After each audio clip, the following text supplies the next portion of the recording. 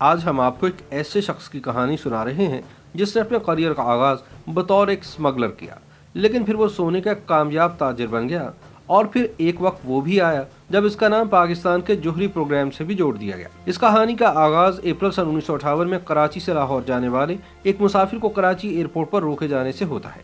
اس مسافر سے 3100 تولہ سونا برآمد ہوا۔ کراچی کسٹم حکام نے جب ایک پریس ہینڈ آؤٹ میں بتایا کہ انہوں نے مسافر سے 2000 تولے سونا ضبط کیا ہے، تو پولیس کی تحویل میں موجود اس مسافر نے ان کی تصحیح کی کہ سونا 2000 تولے نہیں بلکہ 3100 تولے تھا۔ یہ شخص جلد ہی جیل سے رہا ہو گیا اور صرف 5 ماہ بعد ہی قصور کے قریب واقع ایک سرحدی گاؤں میں نمودار ہوا، جہاں اسے امرتسر پولیس سے بچنے کے لیے سونے کی 45 اینٹیں بھاری وزن کے باعث چھوڑ کر فرار ہونا پڑا۔ پھر 6 سال بعد یہی شخص اس وقت دہلی پولیس کے ہاتھوں گرفتاری سے بچ نکلا جب وہ چاندنی چوک میں موتی بازار کے ایک تاجر کے ساتھ سونے کا ایک معاہدہ کر رہا تھا۔ وہ خود تو پولیس سے بچ نکلنے میں کامیاب ہو گیا، لیکن اس کا ایک ساتھی پکڑا گیا، جس سے پولیس نے سونے کی 44 اینٹیں بھی برآمد کر لی۔ لاہور سے جاری ہونے والے ایک اخبار نے سن 1977 میں اس شخص کو کچھ ایسے بیان کیا: وہ ایک گولڈ کنگ ہے، ایک غیر معمولی شخص ہے جو بھیس بدلنے کا ماہر اور لومڑی جیسا مکار ہے۔ اس شخص کا نام پاکستان اور انٹرپول کی فہرست میں شامل تھا اور یہ اکثر دہلی، دبئی اور لندن کا سفر کیا کرتا تھا۔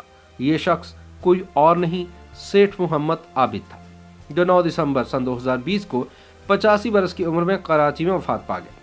سیٹھ عابد کو پاکستان میں گولڈ کنگ کی حیثیت سے بھی جانا جاتا ہے اور ان کا شمار ان امیر ترین افراد میں بھی کیا جاتا ہے جن کی دولت کا انحصار سونے کی اسمگلنگ پر تھا۔ کہا جاتا ہے کہ اسمگلنگ کے کاروبار میں سونے کا بادشاہ بننے کے لیے سرحد کے آر پار اپنے نیٹ ورکس قائم کرنا بہت ضروری ہوتے ہیں، اور ریاستی اشرافیہ اور سرکاری افسران کے ساتھ تعلقات قائم کرنا اس سے بھی ضروری ہوتا ہے، ورنہ یہ کاروبار نہیں چل سکتا۔ اس کے علاوہ معاشرے میں اپنا مقام قائم کرنے کے لیے اخلاقی بنیادوں پر خیر سگالی کا ایک وسیع نظام بھی قائم کرنا پڑتا ہے۔ سیٹھ عابد کا عروج بھی پاکستان اور انڈیا کے سرحد پر ہونے والی سونے کی اسمگلنگ کا مرہون منت تھا۔ وہ قصور کے سرحدی علاقے میں پیدا ہوئے اور وہیں پر پلے بڑھے، جہاں ان کے شیخ تجارتی قبیلے کے لوگ ہندوستان کی تقسیم سے پہلے کلکتہ سے چمڑے کی تجارت کیا کرتے تھے۔ سیٹھ عابد سن 1950 میں اس وقت کراچی منتقل ہو گئے جب ان کے والد نے کراچی کے صرافہ بازار میں سونے اور چاندی کا کاروبار شروع کیا۔ کچھ ایسے ماہی گیر جو دبئی سے کراچی سونے کی اسمگلنگ کرتے تھے، ان سے ملاقات کے بعد سیٹھ عابد نے سونے کی اسمگلنگ کی دنیا میں قدم رکھا۔ 50 کی دہائی کے اختتام تک انہوں نے ایک ماہی گیر قاسم بھٹی کے ساتھ مل کر پاکستان میں سونے کی اسمگلنگ میں اپنی اجارہ داری قائم کی۔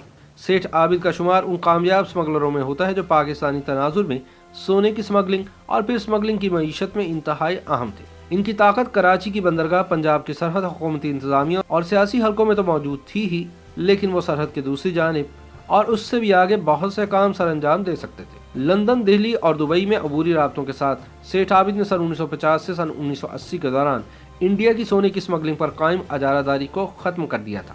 سیٹھ عابد یہ تمام تر صلاحیت سن 1950 کی دہائی کے اواخر تک حاصل کر چکے تھے۔ ان کا اسمگلنگ کا network London, Delhi, Dubai اور کراچی میں اپنے قدم گاڑ چکا تھا اور پاکستان اور انڈیا کے مابین پنجاب کے سرحدی علاقوں تک بھی پھیل چکا تھا۔ ابتدائی طور پر یہ نیٹ ورک ان کے قریبی رشتہ داروں پر ہی مشتمل تھا۔ ان کے بھائی حاجی اشرف، جو بہت فراوانی سے عربی زبان بول سکتے تھے، دبئی میں مقیم تھے، جبکہ ان کے داماد غلام سرور اکثر و بیشتر دہلی جایا کرتے تھے اور سونے کے بڑے بھارتی اسمگلر ہربنس لال سے ملاقاتیں کرتے تھے۔ سیٹھ عابد کا نام پہلی بار انڈین پریس میں اس وقت سامنے آیا جب سن 1963 میں ٹائمز آف انڈیا نے خبر دی کہ پاکستان کے گولڈ کنگ کے انڈیا میں روابط ہیں، جبکہ ان کے بہنوئی کو دہلی میں سونے کی 44 اینٹوں کے ساتھ گرفتار کیا گیا۔ برٹش ایئر ویز میں کام کرنے والے چارلس میلونی کو سیٹھ عابد کا برطانیہ میں سہولت کار قرار دیا گیا۔ سیٹھ عابد ہر برس حج پر بھی جاتی اور اس کے ساتھ ہی عرب شیخ آپریٹرز کے ساتھ اپنے تعلقات کو بہتر بناتے۔ جب ان کا اسمگلنگ کا کاروبار مزید وسیع ہوا تو انہوں نے پنجاب کے سرحدی علاقے کے دیہاتوں میں رہنے والے کچھ ایجنٹس کو سونے کی اسمگلنگ کی فرنچائز دی، جن میں نمایاں طور پر گھرکی، ڈیال اور آوان کمیونٹی کے لوگ شامل تھے۔ سیٹھ عابد کے درجنوں حریف تھے، لیکن کسی کے پاس بھی ان جیسی صلاحیتیں، روابط اور سرمایہ نہیں تھا۔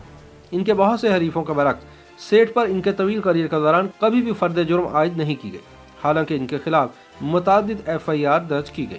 سن 1950 اور 60 کی دہائیوں میں دنیا بھر میں سیٹھ عابد کی اسمگلنگ کی تجارت نے فروغ پایا، جس میں کبھی کبھی انہیں ریاست کی سرپرستی بھی حاصل ہوتی ہے، اور لاہور، کراچی، دبئی اور لندن میں سرمایہ کاری اور اثاثوں کی بدولت انہیں پاکستان کے سب سے زیادہ دولت مند لوگوں میں شمار کیا گیا۔ سن 1970 کی دہائی میں سیٹھ عابد کی اسمگلنگ کی وسیع کارروائیوں کو ذوالفقار علی بھٹو کی حکومت کے دوران کچھ رکاوٹوں کا سامنا بھی رہا اور ان کے کچھ اثاثوں پر قبضہ کر لیا گیا۔ پھر سن 1974 میں کچھ ایسا ہوا جو کسی نے کبھی نہ سوچا تھا۔ لاہور شہر میں سیٹھ عابد کی رہائش گاہ پر پولیس کے ایک بڑے چھاپے میں پاکستانی کرنسی، جس کی مالیت تقریباً 12.5 بلین تھی، برآمد کی گئی۔ اس کے ساتھ ساتھ 40 لاکھ مالیت کا سونا۔ 20 लाख मालियत की स्विस घड़ियां भी कब्जे में ली गई। इस छापे में लाहौर पुलिस ने 3 गाड़ियां और दर्जन भर घोड़ों को भी अपनी तहवील में लिया, जिन्हें वाहगा सरहद के आर पार गैर कानूनी सामान की नकलो हमल के लिए इस्तेमाल किया जाता था। अखबारात ने इस खबर की शह सुर्खी कुछ इस तरह लगाई: पाकिस्तान की तारीख का स्मगलिंग का सबसे बड़ा केस और पाकिस्तान के गोल्ड के सेठ आबिद पर आलमी सतह पर स्मगलिंग कार्रवाइयों में मुलविस होने का इल्जाम लगाया गया। तब के वज़ीर आज़म जुल्फ़िकार अली भुट्टो ने सेठ आबिद इंटरनेशनल स्मगलिंग केस के लिए खुसूसी ट्राइब्यूनल कायम किया, जिसने दर्जनों गवाहान के बयान रिकॉर्ड किए, जबकि दूसरी तरफ तलबी वारंट के बावजूद सेठ आबिद ट्राइब्यूनल के सामने पेश न हुए। यूं सेठ आबिद की अदम गिरफ्तारी का मामला न सिर्फ पाकिस्तानियों की रोजमर्रा की गुफ्तगू का हिस्सा बन गया, बल्कि भुट्टो हुकूमत के लिए रियासती रुट का भी एक टेस्ट केस बन गया। फिर पाकिस्तान के मतलूब तरीन शख्स की तलाश के लिए मुल्की तारीख का सबसे बड़ा ऑपरेशन लॉन्च किया गया, जिसमें पाक फौज, पुलिस, रेंजर्स और नेवल गार्ड्स की छापामार टीमों को तश्कील दिया गया। कराची में सेठ आबिद की रिहाइशगाह पर भी छापा मारा गया, जहां से बड़ी तादाद में गैर मुल्की करेंसी और सोने की ईंटें बरामद की गई। सन 1970 के अवाइल में जब कराची कोस्टल गार्ड्स को इत्तला मिली कि सेठ आबिद नॉर्थ नाज़िमाबाद में अपनी गर्लफ्रेंड को मिलने आ रहे हैं, तो वहां भी छापा मारा गया, लेकिन पुलिस की आमद से पहले ही सेठ आबिद वहां से फरार हो गए। ताहम भुट्टो हुकूमत उल्टाए जाने के चंद माह बाद सितंबर सन 1977 में सेठ आबिद ने अपनी मर्जी से ज़िया उल हक की फौजी हुकूमत के सामने रज़ाकाराना तौर पर हथियार डाल दिए और भुट्टो हुकूमत की जानिब से अपने जब्त करदा असासों की वापसी के लिए बातचीत शुरू की। इसी साल दिसंबर में सेठ ने लेफ्टिनेंट जनरल जहांजेब अरबाब को जिना पोस्ट ग्रेजुएट मेडिकल कॉलेज अस्पताल के तामीराती मंसूबे और अब्बासी शहीद अस्पताल के बर्न वार्ड के लिए 1,51,000 रुपए की बड़ी इमदाद दी। फिर चश्मे फलक ने यह नज़ारा भी देखा कि कल तक सोने का स्मगलर कहलाने वाला सेठ आबिद एक पुरअज़्म मुहब्बे वतन का दर्जा पा गया, जो रियासत और मुआशरे की भलाई के लिए फ़राख दिली से अतियात दे रहा था। सेठ आबिद की इस शोहरत में उस वक्त मजीद इजाफा हुआ जब इनका नाम मुल्क के जोहरी प्रोग्राम में भी सामने आया और ये मशहूर हो गया कि इन्होंने पाकिस्तान के न्यूक्लियर प्रोग्राम के लिए चंद इंतहाई मतलूब पुरसे अपने स्मगलिंग नेटवर्क और रॉकेट के जरिए पाकिस्तान मंगवा कर इस्टेब्लिशमेंट का दिल जीत लिया है। फिर एक वक्त आया जब सेठ आबिद बैनुल-अक़वामी स्मगलिंग केस पर सन 1985 में पाकिस्तान की पार्लियामेंट में बहस हुई, जिसके बाद चौधरी निसार अली खान की सरबराही में कौमी असम्बली की खुसूसी कमेटी ने इस केस की तफ्तीश की जिम्मेदारी उठाई। सन 1986 में Pakistan central board of revenue ने सेठ आबिद के जब्तशुदा 3,100 तोले सोने की वापसी की इजाज़त दे दी, जिसे सन 1958 में कस्टम हुक्काम ने कराची एयरपोर्ट पर सेठ आबिद से अपनी तहवील में लिया था। पाकिस्तानी तनाजुर में सेठ आबिद को बड़े पैमाने पर एक ऐसे शख्स के तौर पर जाना जाता है जिसने पाकिस्तान के जोहरी प्रोग्राम की तरक्की में मुआवनत करके एक स्मगलर से खुद को एक कौमी लेजेंड बनाया। बाद बहरे और गूंगे बच्चों की फलाह व बहबूद के लिए हमजा फाउंडेशन जैसे इंसान दोस्त इदारे कायम करने के अलावा सेठ आबिद ने फलाही इदारों को माली एआनत फराहम की, जिसमें लाहौर में इमरान खान का शौकत खानू कैंसर अस्पताल भी शामिल है। अगरचे सेठ आबिद ने सारी जिंदगी तशहीर से गुरेज किया, लेकिन फिर भी इन्हें बेपनाह शोहरत मिली। इनका नाम कौमी सतह पर उस वक्त फिर मशहूर हुआ जब इन्होंने एक टीवी शो में नीलामी के दौरान क्रिकेटर जावेद मियांदाद का शारजा इनिंग में इस्तेमाल होने वाला बल्ला अपने बेटे के लिए 5 लाख रुपए में खरीदा।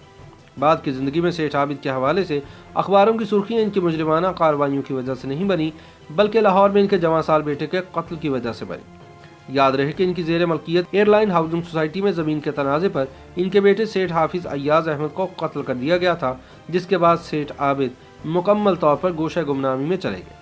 सन 1990 की दिहाई तक वो लाहौर के मुख्तलिफ मकामात पर वसी प्रॉपर्टी रखने की वजह से शहर के सबसे ज़्यादा वसाइल रखने वाले प्रॉपर्टी डेवलपर बनकर उभरे। वो कराची में भी कई जायदादों के मालिक थे और पैनामा लीक्स में नाम आने के बाद इन्होंने अपने असासे ब्रिटिश वर्जन आइलैंड में मुंतकिल कर दिए थे। स्मगलिंग की दुनिया में इनके कारनामों के बारे में बहुत सारी कहानियाँ मौजूद हैं। मीडिया आज भी सेठ आबिद को एक रोमानवी किरदार बनाकर पेश करता है और इनके फरार और ग्लैमर से भरी जिंदगी पर बात की जाती है। जब अखबारात ने इन्हें बदनाम ज़माना पाकिस्तानी सोने के बादशाह स्मगलर की हैसियत से पेश किया, तो सेठ ने इसके खिलाफ एहतजाज किया और अपने आप को ऐसे लोगों में से एक शख्स के तौर पर पेश किया जिसने सोने को आम लोगों की रसाई तक पहुंचाया।